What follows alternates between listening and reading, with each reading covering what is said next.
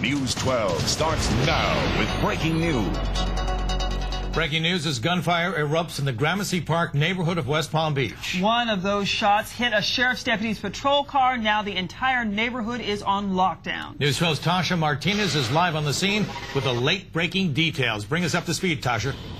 Well, as you can see behind me, more than 100 officers are patrolling this area near 45th Street and Haverville Road for a suspect that they say shot at a sheriff's deputy's car. The sheriff's department says a sergeant and corporal were patrolling the area in an unmarked vehicle when they heard shots fired. One of those shots hit their car on the passenger's mirror. They immediately did a U-turn when they were shot at again. At least 15 to 20 shots were in their direction. They immediately contacted the community policing. They were there in 10 to 15 seconds and shut down this area. Here today are West Palm Beach Police Department, FHP, the Jupiter Police Department, the Palm Beach Gardens Police Department, and of course the Sheriff's Department. As I said, about 100 officers in all searching the whole entire area. They say they are going from house to house looking for the suspect, asking questions, seeing if anybody knows everything. Now, if you do live in this area, the area is shut down from 45th Street to Dyer Road and on either side from Haverhill all the way to Park Avenue. So if you live in this area, you are not going to be allowed in until officers conclude their search. Now, if you're living in the area, you're watching this at home and you want to get out because you feel in danger, they are going to let you out as long as you have your ID. Again, this whole entire area is shut down, so if you live here, do not come here until everything is wrapped up. That's all the information we have right now. Hopefully, we'll have more for you before the end of the show. Yay! First day of school! You anticipate the start of school, and you really look forward to the first day and really getting back into the routine and seeing the kids and greeting them. How is everybody? Good. Have a good summer? A Yeah. lot of friendly faces. A lot of people are real excited to get started for the new year. Okay, shirt your walk. My primary responsibility is to get the kids safely across the intersection, across the street. Their safety is my #1 job responsibility. I got a new button. Who's pushing it? Okay, shirt your walk. You need to listen to the crossing guard before you enter into the intersection because we have to make sure it's safe for you. Shirt your walk. Everyone have a safe school year.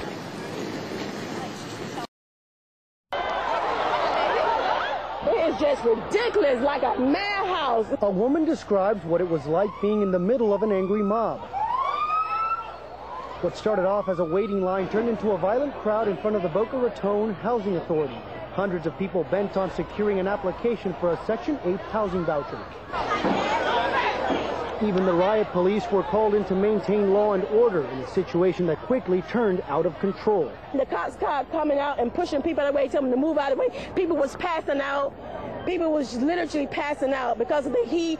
Fights broke out. They caused chaos up there.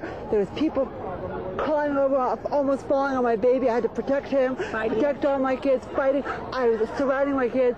Donna Allen was one of the lucky ones who got an application for a voucher. Her and hundreds of others like her camped out in the parking lot overnight, some with children just a couple of months old, hoping to be first in line. Only 600 applications were up for grabs, and knowing that some were handed out the night before when they weren't supposed to be given out until this morning didn't make matters any better. I think it's unfair. For those who got an application... Yeah, I had to protect my application because I'm afraid they may take my application. I had to put it in my pants. The chance for a new beginning. For those who didn't, more anger and discontent. It's just a better way to do this thing. A better way. Story you're going to see only on CBS 12, the story of a local man known to many as Mr. Open Water. His love for swimming has gained him prestige and fame and now a spot in the Olympic history books. CBS 12's Alex Cicada introduces us to this local swimming legend. Come on now, in these 50s, let's really get up. He's a legend in his own right. All of it's going to be swim. Now a swimming coach at the St. Andrews School in Boca Raton, Sid Cassidy was an All-American collegiate swimmer who was once ranked the #4 marathon swimmer in the world. 117, there you go. 119, okay. Now another notch on his resume. A crucial role in introducing the first ever Olympic 10K marathon swim. So we were lucky enough to get enough of the countries behind us to believe in it, and through about, a good dozen years of work, from that point forward, we were able to get it done. The course will be the same one used for the Olympic rowing event, and during the 2-hour marathon, swimmers will compete in open water, not only against each other, but against wind, waves, and the sun. The idea is to keep your heart rate up through this whole 900. It's a lot that you do with Mother Nature, but then there's pack swimming, where the kids are on top of each other and they're drafting off each other. There's a lot of strategy, kind of like the Tour de France, but there's a little bit more elbows, and it's tough that way. A lifelong dedication culminating with a spot in the history books. They've had a marathon in running for so long. Now we've got one in swimming. It's 10,000 meters, around 2 hours. It's going to be a great event in Beijing. So in just a few weeks, Cassidy will head to Beijing, where he will have the honor of calling the 10K swimmers to the starting pontoon.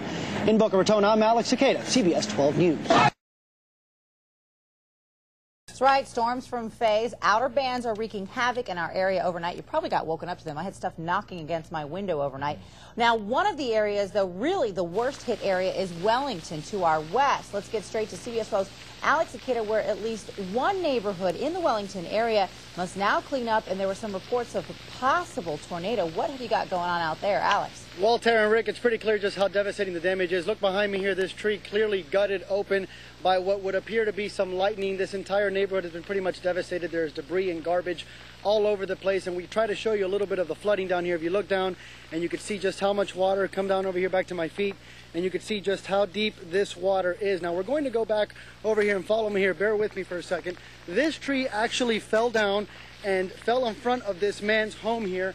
He lives in a quadplex over here. His name is Loring Brister, and Loring is actually standing by live over here to tell us about exactly what happened. He tells us that he was watching the news and actually watching the meteorologists on television telling him to take cover because there were going to be tornado warnings in this area, and he says that it was only a matter of time, matter of seconds, before he saw what happened out in front of his house, and he heard all the noise. Loring, tell me what it is that you heard when you were inside your home watching the Weather Channel. It was like a freight train. I lived in North Texas for a couple of years and went through 2 tornadoes there, and it was a freight train. It was 20 seconds. There was not enough time to even duck and cover. And I saw on the news telling you to get low, to take cover. And if this thing was any stronger, you wouldn't have had any time. And Loring was actually trapped inside his home. You could see, if we pan over here, you could see the tree in front of his home. Fire crews actually had to come out here and cut the tree in pieces to actually get him out through the front door over there of his home. How was that experience for you, Loring, knowing that you were trapped inside your home without any power? It was pretty scary.